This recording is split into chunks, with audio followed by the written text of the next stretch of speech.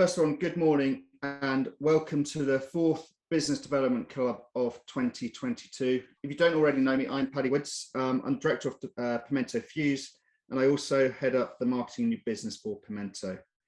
For those that haven't been on previous sessions, please do use the chat box to ask any interesting, relevant questions, because we want to make this session as interactive as possible. So anything that's personal to you around CRM, please do ask, so that Adam and Ivan, experts in this space, can really help answer those personal questions for you. We're going to be recording today's event, which is going to be available later this week, probably tomorrow, on the Pimento video channel on YouTube. We'll also be sharing it by email. So as I said, today's session is all about CRM. It's looking at how we can use CRM to help your new business be more successful. There's a lot of agencies out there that use everything from spreadsheets, Google Sheets, etc., to really deliver that. But actually that doesn't really give you what you're looking for, because it becomes impossible to manage and maintain, especially as you try to capture everything that's on your clients, your prospects, and your network. So in this session, we're going to be exploring in more detail how to go about setting up, managing, and utilizing your CRM to get better client relationships and increase your sales opportunities. To help with this, I'm joined by two experts, Adam and Ivan from Grey Matters, who are a new business consultancy and part of Pimento. So Adam is a creative, commercially focused new business and marketing specialist driven by a desire to help B2B businesses stand out and grow by building reputable brands. He has honed his craft working in new business consultancies and in-house for RAP, Omnicom, Visium, Dentsu Aegis, and Isobar. He's experienced in brand building, marketing, and sales pipeline development, as well as running hundreds of successful multi-million-pound pitches. Ivan is a sales and business development specialist that has forged his career growing revenue, acquiring new business, and helping businesses position themselves for success. He has occupied a number of BD and new business roles in startups and within the media and communications industry, including at Dentsu Aegis and Group M agencies. His pragmatism and exposure to diverse cultures over the years are some of the factors that have helped secure winning results. Adam and Ivan, it is great to have you here and on our 4th BD Club. So welcome. Hello. Before we get started, I'm just going to put up a quick poll just to see what you are using or how you're using CRM systems at this moment in time. Molly, can you just chuck it up, please? Can you see that? No. Technology. There we go. Yeah. It's all up. Yeah. So if you can just spend a couple of minutes quickly just going through this. One, it just gives us a flavour of what's going on, but it's also really important to see sort of how people and how we can then sort of give you the right information as well.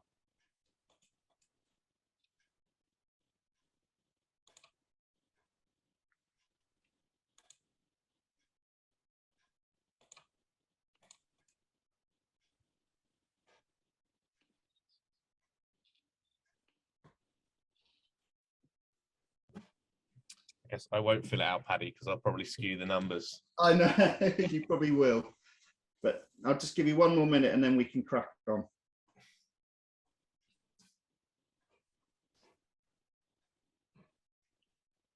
Brilliant. I think 30 more seconds. It's like a countdown, isn't it? Sorry. It's one of those days I'm having. Brilliant. Has everyone, most people responded? Well, can you quickly throw out the results? Yeah. Can you see those? Yeah. Okay, so still 42% still using Google Sheets and Excel, which is actually really helpful. So this is going to be a really good session for everyone. It's interesting that 95% have a CRM and yet almost half still use spreadsheets. I mean, one should really negate the other. That was my thinking too. I guess we'll get into that. We will do. So I think that's a really good sort of segue in. So I'm going to start with Ivan. To bring clarity and actually helpfulness into this, it would be great to get an overview of what CRM means to you. Yeah, so I think just from a really simple perspective, a CRM is obviously a centralized database that stores, all your contact details, and next actions that you need to have towards, any of the stakeholders that come into contact with your business. Not just prospects, not just people that you're looking to convert into paying customers, but also your existing clients, your former clients, people that are friends of the business, and even competitors. Obviously, the value is that it's all stored in one place, so that you can effectively keep tabs on people, send relevant comms when it's relevant to do so. So yeah, I think, given the majority of people do use a CRM, you'll know that it's really the engine that drives all of your outbound and inbound sales and marketing efforts. It's effectively impossible to navigate new business successfully without a CRM in place.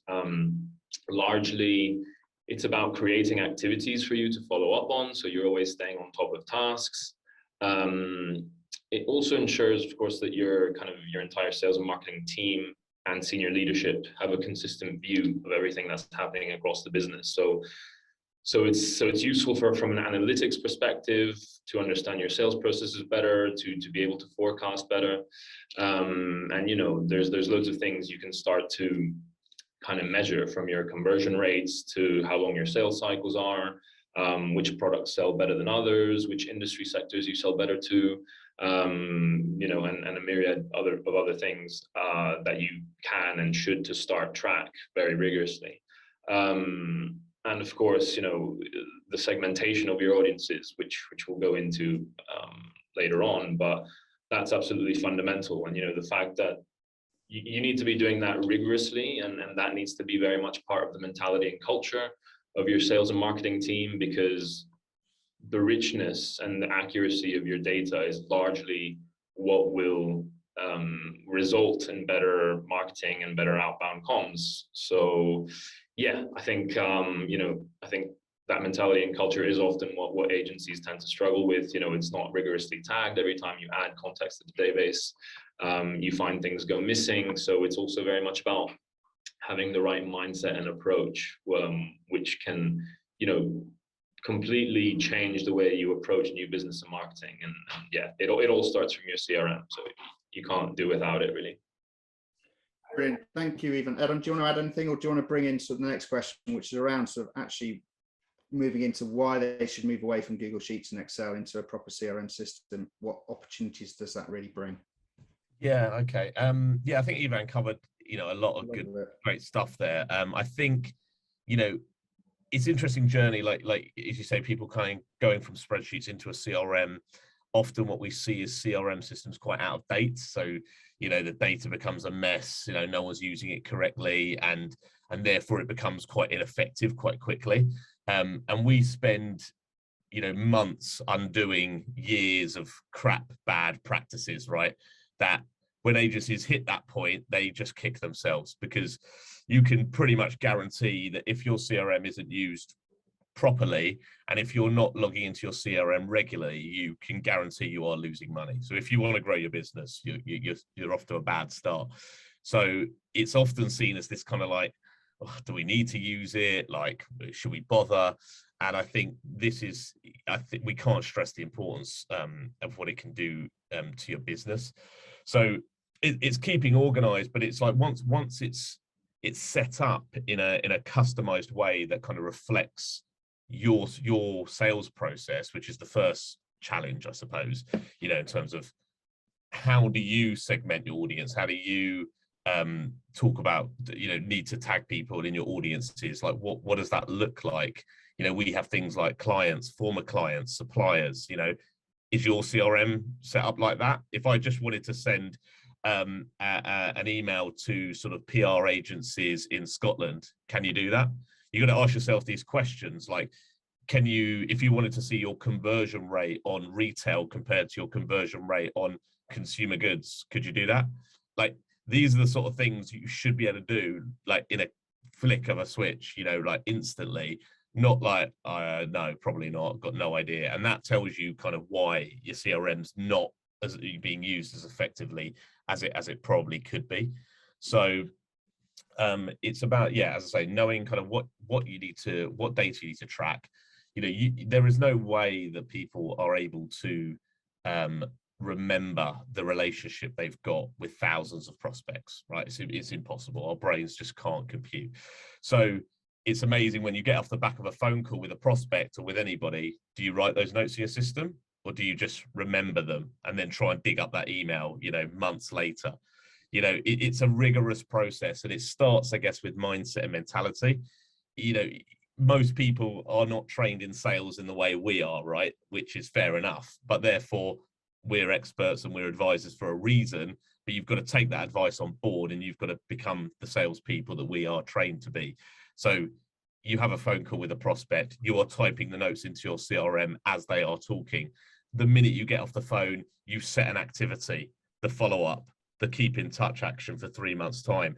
It is like a machine. You have to do that. People talk about inconsistencies of pipelines. They come to us, oh, it's always up and down, but we work on a pitch and we're too busy, and then we don't have time to focus on the pipeline. That won't happen if you do what I'm telling you to do. And so it's simple, but it's boring, and people don't like it, and it's frustrating, but I think sometimes there's a sort of, they devalue it, and they're like, oh, do I need to get round to that? But then when they come to us, years later, and they say, we've got a problem with new business, we've got a problem with our pipeline, it's inconsistent. The first thing we'll look at is like, how are you using your CRM? And you'll notice that it's used poorly, it's inconsistent, and that directly reflects to their pipeline and the amount of revenue they've got coming in the bank. So it's kind of a no-brainer.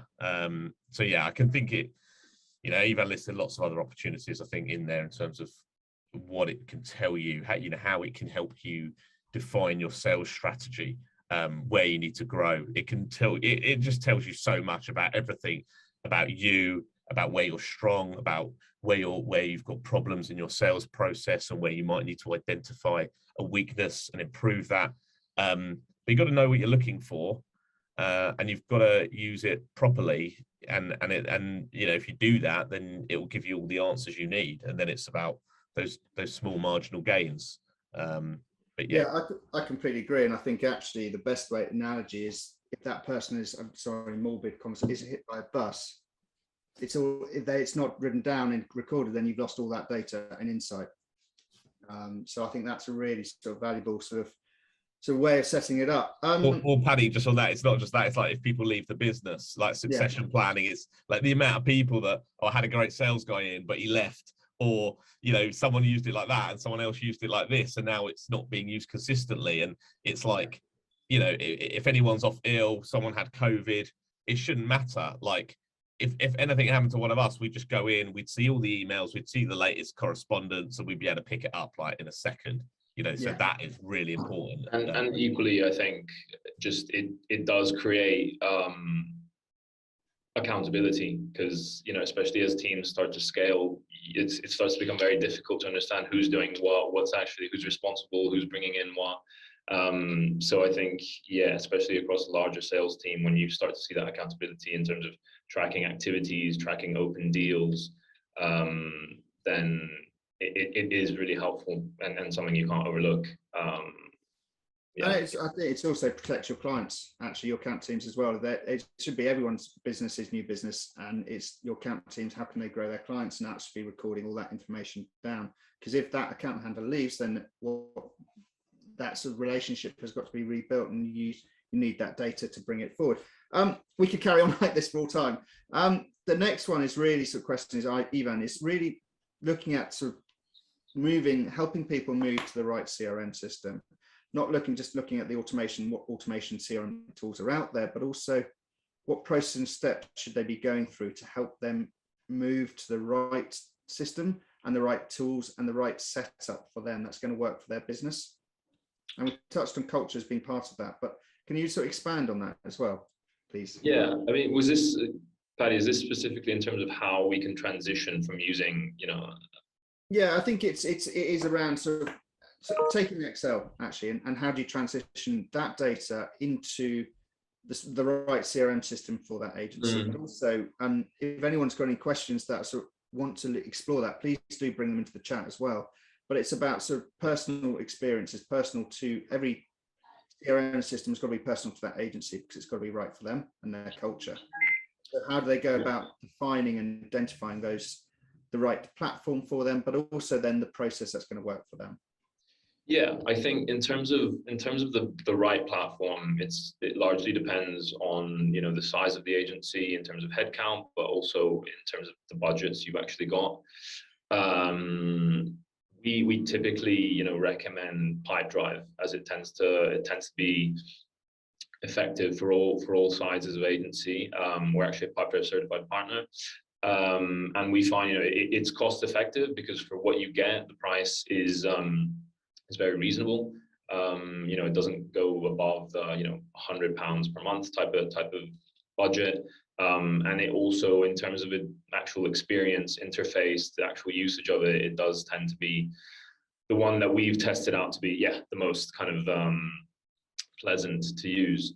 But obviously there's loads of tools out there that, you know, there's HubSpot, there's Salesforce as you start to get to enterprise level. You know, so I think those are the key things: the size of your agency and your budget at your disposal, and what it is you need to get out of it. But you know, there's no wrong answer. You know, there's kind of, each tool will work, and it's not necessarily like one is better than the other. It's just about finding kind of the right one for you. That's, yeah, I think going into, and maybe Adam can add a bit on that after. I think actually, Adam, do you want to jump in now before I go into the process? Well, in terms of just like the journey we went on, and like I was thinking about you know, how we sort of, we dipped our toe into automation, because I think the word automation kind of scares people quite a lot. I think it can be like, what the hell is this thing? And actually, even though I've been in sales, you know, 15 years, about 3-4 years ago, I was exactly the same boat. I was like, what is this automation thing? And then my instant reaction was, you know, sales is about people, right? So how can a robot ever replace that? Why would I use automation? This can really damage my business. And I guess it's been a journey for us to go on and learning. You know, I knew CRMs are always important. That's a given, right? So you shouldn't be using the Excel spreadsheets. You need to get off there onto a CRM. But to go into like an automation system is the kind of next step. And it can help like massively with efficiencies, and you can use it for outreach. Like you can use automated journeys to sort of, people call them like cadences or drip campaigns and things like that, where they sort of start to, you know, you send out an email, and then depending on what they do, whether it's like a click or open, if they visit a page, something else can happen. So you set various triggers, and then subsequent things happen off the back of it. It is scalable, and you can get really, really complicated and quite sophisticated with it quite quickly. So it's a sort of process where I say dip your toe into it. And you know, we've used tools like Lead Intuition and Coolio, which are kind of sort of more of the sort of entry level, I would say, rather than getting into sort of the HubSpots or the Force 24s of this world, whereby those are a bit more established products. But the premises are the same. You know, ultimately, you're looking to like automate actions and activities, right? And it might be about pulling data from certain places, but then it's smart. If you think about, like, you know, if someone attends a Zoom call, wouldn't it be great if that data from that Zoom call, that webinar, went straight into your database without you having to think about it? Like, that's really smart. Or if someone like signed up to your newsletter or filled out a form on your website, yeah, that's great. But do you just get an email, or does that go straight into your database? You can, that can all happen straight in. Source can be tagged, and that creates, you know, a user journey. So that's really effective. Or people sign up to your Calendly links, or I don't know what other plugins that you might be working with. All this stuff can sort of start to integrate into your CRM, and then that creates, well, that just pulls that data, you know, becomes richer and richer. So I think it's about pulling data and pulling that in, and then starting to think about those journeys and what can be more effective. And obviously, you know, once you start getting more familiar with that, then you'll probably move into sort of using, you know, more things like HubSpot or the sort of upper, like Sharp Spring we use, or other kind of tools that are more geared around marketing automation. I guess we can probably get into that in a bit, but cool, thank you. And actually, just moving on to that, Adam, I think it's that sort of thing, going back to the processes side of things, because we dropped a bit there. Can you just sort of think about sort of actually, how do you go about defining what is right for you and what process you should be taking forward for that? Yeah, I mean, I think in practical terms, data is everything, right? Data is what's important, and if it's not cleansed, and if it's not the right data, and if it's invalid, then it's entirely useless. So I think just in terms of steps, what we tend to do for our clients and for ourselves is, to begin with, you want to centralize all of your data into kind of one master spreadsheet. Everybody across the business exporting all their email contacts, their LinkedIn contacts, business cards that they've accumulated over the years, putting that all into one kind of master spreadsheet with all the basic information you can find. Using a tool like Neverbounce, there's lots of tools out there, but effectively the idea is to cleanse your data, to validate the emails, to make sure that they're still very much in use and not obsolete. Because as I said, it's entirely useless if you've got obsolete data. But equally, when you start to get into email marketing and sending communications in mass, if you send a load of emails to invalid email addresses, and that also hurts your sender score. So you want to avoid that, and then just make sure you're doing that from the very beginning, and probably do this on a regular basis, probably almost like a yearly basis. You just want to cleanse data to make sure that you've always got the right data in your database. There's also kind of, to help alongside that, there's also enrichment platforms. There's data providers that we use, not just to validate existing data, but also to find and retrieve new email addresses for people who perhaps have moved company, and they're in a similar role in a new space, so that it helps you get those email addresses to update. Yeah, and then I suppose once you've got that all into your spreadsheet, all the data is clean, then you want to start to think about what are the criteria that are relevant to your business, both in the day-to-day and the longer term. Starting from a basic level of how you segment people's types. So are they a prospect? Are they a client? Are they a collaborator? Are they a competitor? Are they somebody you want to hire for the business, and start segmenting them that way? From a label perspective, whether they're a warm conversation, whether they're a keep in touch, whether they're a do not contact, somebody that's unsubscribed that you completely want to blacklist from all of your comms. So that's very important.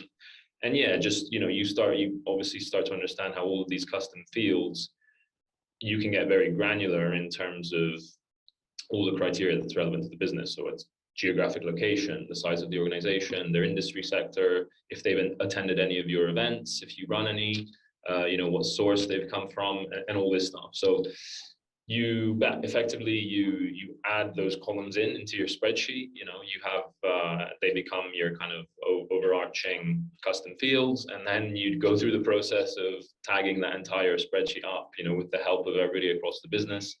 That's largely sometimes what's really time consuming, and kind of what people just can't get their heads around. They kind of hate the idea of having to do it, but you do that at the beginning, and then you've got a cleansed and rigorously tagged database that is now going to become your engine for new business and marketing growth. So that's very important. Yeah, and then I suppose you re-import that back into the system. There's lots of little tools and things that can facilitate that as well. We use a tool called LeadJet, which helps you transfer people directly from LinkedIn into your CRM. So it immediately pulls across their bio, their job title, their name. It also finds their email and phone numbers, helps you to sync it into your CRM. So there's lots of little tools as well that can help with that process. Brilliant. Thank you, Ivan. And actually, Adam, just bring you into this. You've got this set up now, and you've got this tool, and it's working. How do you, and Jill's just touched on it as well, how do you make sure that the agency and the team are using your CRM system actually to its full potential? Yeah, I was pleased Jill sort of mentioned that, and it's really important, because I think it's the whole point of keeping up to date, isn't it? And I think this comes back to sort of culture, leadership, and a few points that I'll make around this. So the CRM, as you say, it's only as valuable as what you put into it, right? And you've got to keep it up to date. But I guess that stems let's go back to sort of leadership culture, trying to create a new business culture and where the business is going. Often business owners kind of mollycoddle this stuff. They keep it to themselves, the growth of the business, where they're going, and then they see the employees as the employees, and then they get annoyed that the employees, don't contribute to enough growth, or they're just managing accounts, but they're not upselling to those accounts. So I think it's about being really, from a leadership perspective, being really clear about the direction the business is headed in, which most business owners don't know themselves, which is another problem, but probably time for another webinar. But it's going into that leadership, going, like, this is where the company's going. This is the contribution that everyone needs to make to the business, right? And if they understand that direction, then they're sort of motivated, right? Then you put the CRM in place. It's like, this is the vehicle that we're going to use to actually help us move forward. Then the other classic mistake is that then the leader thinks, well, I don't have to use the CRM, but everyone else does. And, we've seen Boris Johnson on the TV this week, so we know how well that works out. So if you're not using your CRM system, then why the hell should anybody else, right? And you've got to lead from the front. So then it's about, I think, actually having a process to update it together. So how many of you sit round in a meeting room or on a Zoom call, whatever, Teams call, and say, right, let's go through the CRM. Whose lead is this? Whose action's this? Who's updating this? Where does this sit? And you do that rigorously every single week. It will start to drill in. People will start to get used to it and be like, oh, right, yeah, God. And then what will happen, because we do this with our clients, so we see it starts, then they go, oh shit, we've got that call coming up next week. We better do our activities, or we better tick all our boxes and make sure it's up to date. Yes. And then everybody starts to come to that meeting. And suddenly the culture and the process starts, but the process then starts to feed into the culture, and the culture changes. So, Joe, you talk about incentivizing, and I think it's a tricky one, that, because it kind of should be their job, right? Like, why should I incentivize someone to update a CRM? It almost should be, I think, more the reverse. Like, if people don't do their timesheets and people don't update CRM systems, then they miss out on opportunities, or they don't, it's part of their appraisals, and be like, look, you don't keep the CRM up to date, or you don't do X, Y, and Z, and therefore that's taken into consideration when you're looking at pay reviews, or you're looking at their contribution to the agency culture. You've got to think about why that's so important, and almost maybe gamify it a little bit. Like, if someone's doing a great job of updating the CRM, and therefore they're generating leads, and they're growing their clients, and someone isn't, well, then they're a sort of beacon, like they're a vision to say, well, that's what good looks like, and you need to do the same. So I think it's more, I don't think it's necessarily about incentivizing people to update a CRM. I think you could incentivize people on the outcomes of using a CRM, i.e. growing a client, or I don't know, achieving a number of like proposals or opportunities that they've created. But I think we need to coach people that if you want those outcomes, right, if you want to increase sales, if you want to grow clients, you have to use the CRM correctly, right? And they are directly, like, intrinsically linked. And you can do that through like dashboards. You can look at, the great thing about CRM is that you can track everybody's activity. So you can say, okay, look, Isabel's done this much. She did this many keep in touches, this many chases, this many proposals. Well, look at the revenue she's bringing in, right? That's directly correlated. Whereas this person has done 10% of that, and therefore they're not growing as much. So you can incentivize people on the back of those outcomes and coach them, like we're sort of coaching you guys, how to get there, how to grow, how to generate leads, and how to win more new business, right? It's correct use of a CRM. So yeah, I think that's hopefully answers that, but ask questions or jump in if there's more specifics or things you want clarity on. Then I know everyone's scenario is different, so if I can just jump in a little bit, because I think that gamification of it, Adam, is a really good idea. But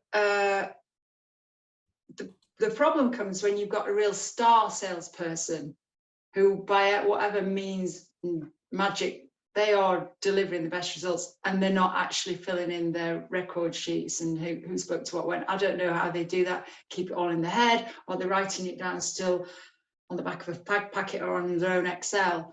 So that becomes difficult, because you go, well, he doesn't do it, and he's really great, or she's really great, whatever. But I mean, I happen to be someone who writes a load of notes, so I am the person who fills it all in. But that's helped me, and I was trained to do that years and years ago when it was all in quill pen and writing on slate, you know, and all that. So that's kind of in my head to do that. But it does make it easier if you're working as a team to be able to pick up on what somebody else has said, because sometimes there's overlap on handling clients as well, isn't there? So.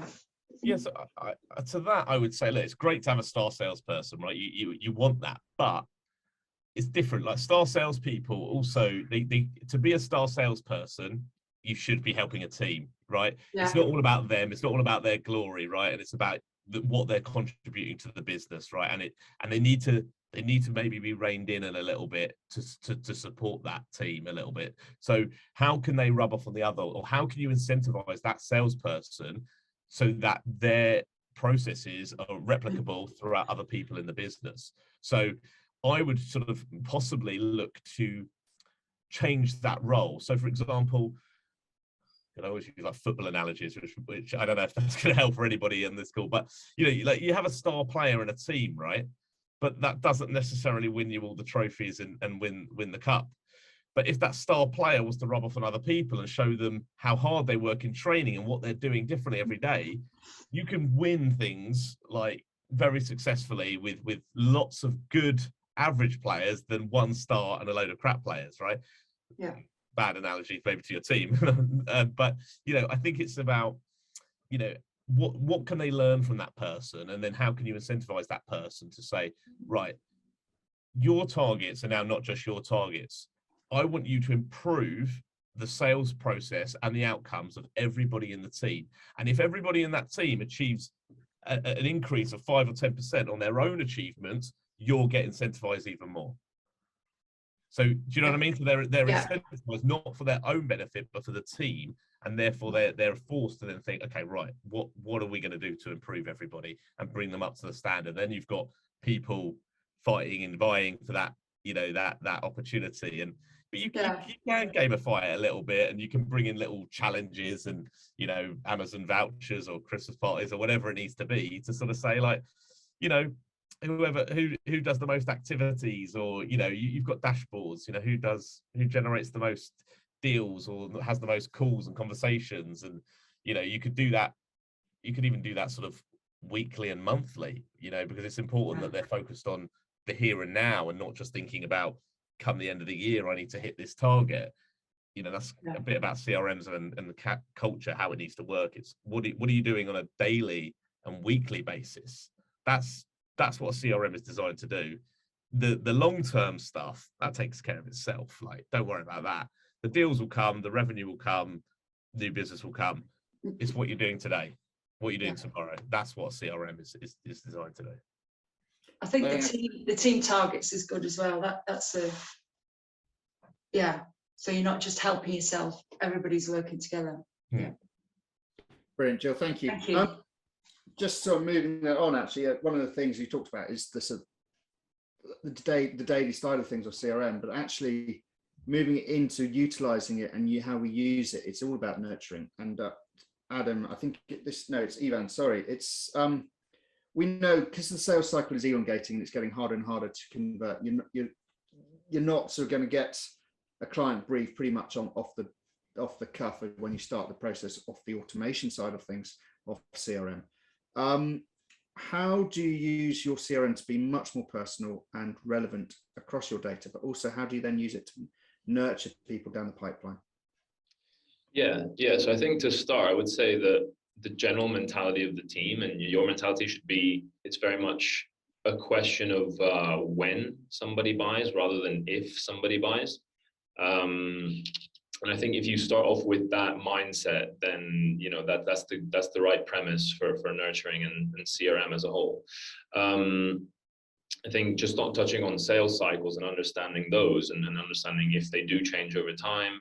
You know, part of a CRM system should be to inform you with an analytics dashboard, so you'll have that and you'll have an understanding of what, you know, how long a deal is sitting in a particular stage of a pipeline, and then, you know, whether, and obviously that all serves to inform whether you need to be making taking certain actions to make sure that things are actually moving faster in that sales process. But I suppose in terms of nurturing itself, like I said earlier, the segmentation and the tagging and the richness of the data is all the most important thing when it comes to it. And I think it's good to think about nurturing in sort of 3 different layers. I like to think of it in sort of the first layer, which is the manual level of nurturing.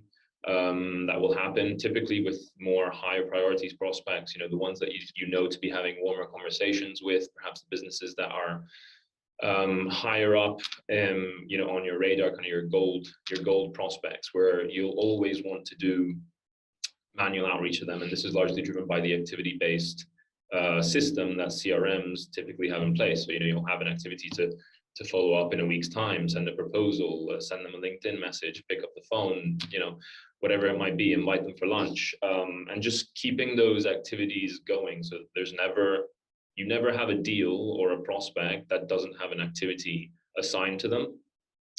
And you can very much kind of set that up in your settings so that it imposes you to have an activity set up, which is also a good way to addressing the point of how do you get people to use it. You can also impose it by making it a required field so that you have to have that in place. So I think there's that first layer, which is manual nurturing.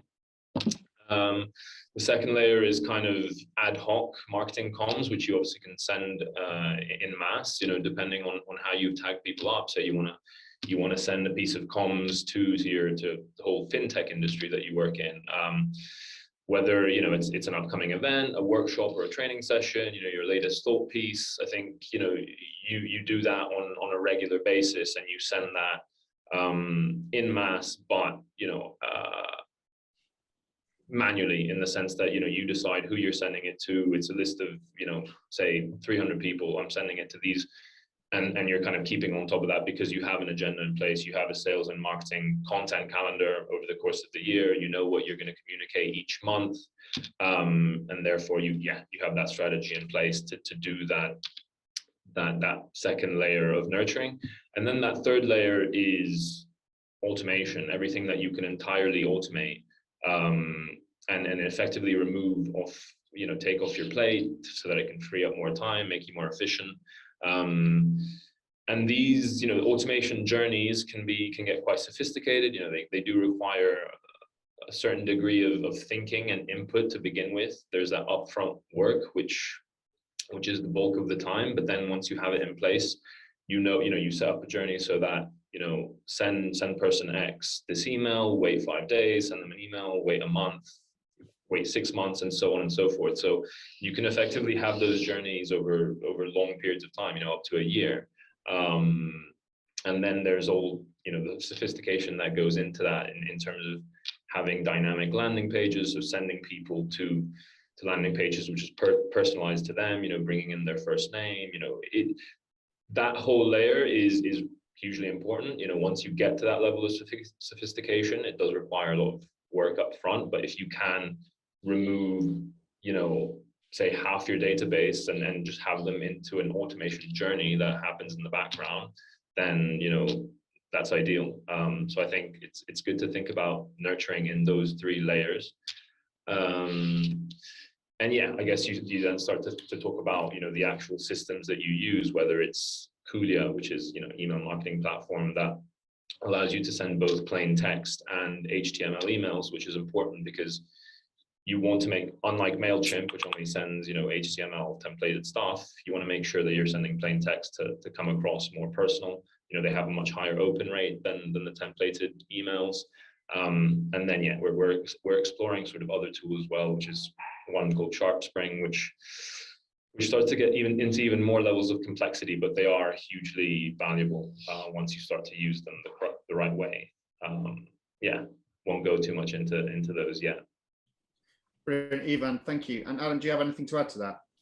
No, I just think nurturing, and you can't stress the importance of nurturing. And we've worked with so many clients whereby that's where it falls down. So maybe they've got lead gen is kind of sorted and they've got some leads coming through, but then they drop off, like no one keeps in touch with them, and you know, they lose pitches and then no one keeps in touch with them, or you know, the client services team are managing account and the project finishes and then no one keeps in touch with them. And it's that mentality, and I think that's what, you know, go back to culture and mindset and mentality, that's what needs to shift. It's that you know, it's a CRM, it's constant relationship management, right? And it needs to continue and continue.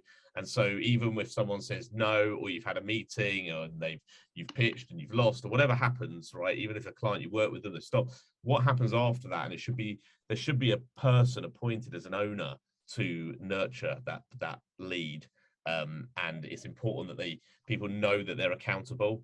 They're tagged in a CRM as you are the owner of this relationship, and incentivize that, you know, like check back in. So when you sit down with your team and go, the appraisal, right, here are the 20 relationships that we tagged you in the CRM as nurturing, how are you getting on?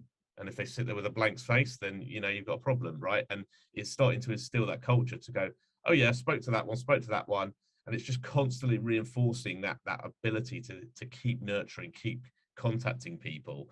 And then your job should be more about, like Ivan said, facilitating the value, and what are you actually taking to those people? So what's the content, what's the insight piece, what's the research, what's the case study that your team can take to those people, you know, at those frequent times. But yeah, it could take, you know, we talk about nurturing, you know, if you have a contact with someone, in your head you should think it'd be great to work with this person the next 3 years. So that's where your head should be at when you meet with someone. Most people go to a meeting and be like, right, is there a brief? Are we going to get any work with them in the next couple of months? Right? Yeah. We don't think like that at all. We chat to you. We hope to work with all of you in the next 10 years. That's our approach. And it's so true. Normally, I think a lot of agencies do this, fall into the same thing. Nurturing is 1 or 2 emails after, and that's it. They don't respond. They move on to the next person, and they don't forget all about that sort of the longer term opportunity, and actually the sales cycle is longer. Amy, I'm going to bring you in. There's a great question we sort of touched on earlier around sort of the emails landing in junk, and that's all down to your sort of email scoring and how Google and the like will monitor and measure your automated emails. But I'm going to, Amy, whereabouts are you? If you can unmute yourself, I'll bring you in. Hello, can you hear me? Yeah. Hi. Hello, how are you Nice doing? to meet you. Hey, Yeah, I'm good, thank you.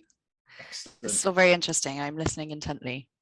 Good. Do you want to bring your question in and actually ask? Because I think it's a common Yeah, thing. sure. It actually happens a lot of the time, and agencies don't understand how they can sort of solve that problem to get their email ranking back up. Yeah, sure. Well, I haven't actually used the practice of sending mass or automated emails myself. I like to go for a more personal approach, usually followed up by trying to connect with people on LinkedIn and that kind of thing. However, I do receive a lot of what I observe to be mass emails that, even if they've got personalization in with my name, but they always tend to land in my junk folder. So my concern with using a tool that would send automated emails is that, you know, we do all this legwork trying to get a system in place, and then our emails might not land in the right place. So do you have any advice for how to prevent that? I've used systems like MailChimp and things before where I know it has like a verification system, but I'm aware that every CRM system differs. So I just thought that might be a helpful question. Yeah. I mean, the first thing I say, don't be put off, even if a portion of those emails do end up in junk. You're never going to get it all clean, but I would advise you to send the email and let 50% end up in junk, then not send the email and no one ever knows who you are. So send the email, right? And it's about improving the score of your domain. I mean, we're not email sort of experts. We have a couple of partners we work with in this space. It is about the quality of your domain sort of builds up as time goes on. So I guess if you're sending out a lot of spam emails, a lot of them are you know, crap, and they're getting ignored, right? So you know, you will tend to be more in the junk space. It's about, you're probably doing the right thing in terms of slowly building up and adding more value. And then if you're sending out emails with, you know, thinking about the subject line that's strong and it's getting those open rates and you're getting click-through rates, then these email service providers will see your domain as a more sort of, you know, favorable one and more important. And then there are other things I think you can do from a Google perspective and sort of your security levels of your website, because it links into that as well. So it sees you as a secure sender. So I would try doing little and often. Don't do sort of mass spam, but slowly build up, you know, more and more. As I say, some of it is unavoidable. It's also the quality of the emails that you're sending things through. So we use tools like Never Bounce, for example. So if you run your database through something called Never Bounce, it will come back and it will tell you all the invalid emails. And That's amazing. Yeah, so you can then, you know, and it's really cheap. You know, you're talking like pennies per email. So, you know, for like 50 quid, you can bring your whole database sorted, depending on the size of it. And you can then rule out all of that, those invalid emails, and that makes it cleaner, which is going to improve those conversion rates and what you're sending out. Yeah, I think, is there anything else? Is there something about links, Ivan, as well? Yeah, I think you don't want to have an excessive amount of links. I've been told sort of the ideal is like no more than 2-3 max. You don't want to have too many of those, and also you don't want to, I mean, sounds pretty obvious, but you don't want to have like spammy words like 50% off, or like get it before the sales end, or whatever, like anything that sounds like that. And also, certain email marketing tools allow you to send in staggered bulk. So if you're sending, if you want to send it to 1,000 people, what it does, it automatically triggers them to go out in bulks of like 50. So it does it for you to build it up, rather than if you send it all at once and they all, you know, a large portion of them bounce, then yeah, that's going to affect your sender score. If it does it in small increments, then that's better. HTML as well on that, like you mentioned it before, Ivan, but like we know that by sending plain text emails, your conversion rates double, right? So like people who think that you have to have a header and an HTML and a footer and an image, all of that is more likely to get it stuck in junk, and firewalls, and all these companies are so hot on this sort of stuff. So the plainer the email, the better your traction will be. Yeah, and just wanted to add to Jill's question about whether your CRM tells you if your emails have gone into spam. It doesn't necessarily flag that they've gone into the junk folder, but it does, like your email marketing tool should automatically blacklist any email that bounces, you know, that hard bounces. So it automatically unsubscribes them and archives them so that you don't ever send that email again. I mean, that should be happening as a baseline. I think there's also a scoring tool. Yeah. I can't remember, like the way you can run like blogs through and they tell you how SEO friendly they are. There's email tools as well, because we've used them, like reply.io has things in it where it talks about the quality of the email, and like there's algorithms running to know sort of how likely it is to get cut through. So we can probably have a look for sort of a couple of those things. So a bit like heat mapping for website design, you can do it for email as well. Yeah, I guess so. It's but for keywords. Yeah, it's looking at keywords. It's looking at the, you know, the structure, the layout, you know, things like that, and probably your domain name, and it's giving you a score basically on how likely that is to end up in junk. Yeah, and most systems will tell you what your score is, and actually how you can do it. And things like trying to send mass email from, this is the problem with Google Sheets as well. Mass emails from your own email domain will get picked up, and that automatically impacts on where your emails will go in the future. I'm conscious of time, so I promised Adam and Ivan as well that we'd be sort of finishing in the next minute or so.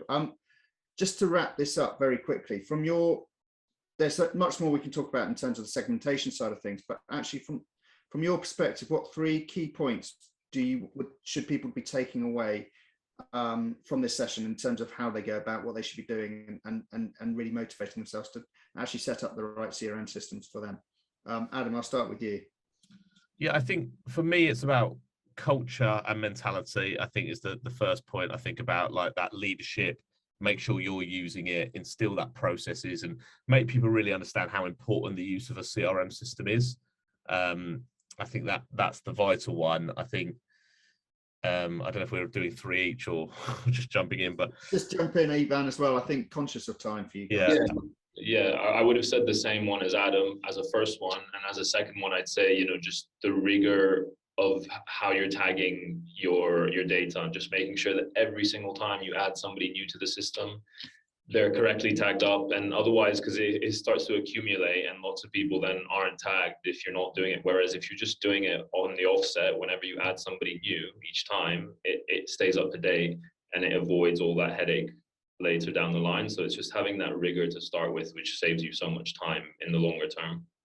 And just on Trevor's point, the two are mutually exclusive. Most CRM systems link to phone-based software, so don't think of it the two. Like Pipedrive has an app. I can literally go to the profile, click on that, and make a phone call directly from Pipedrive, and it will tag that as a call.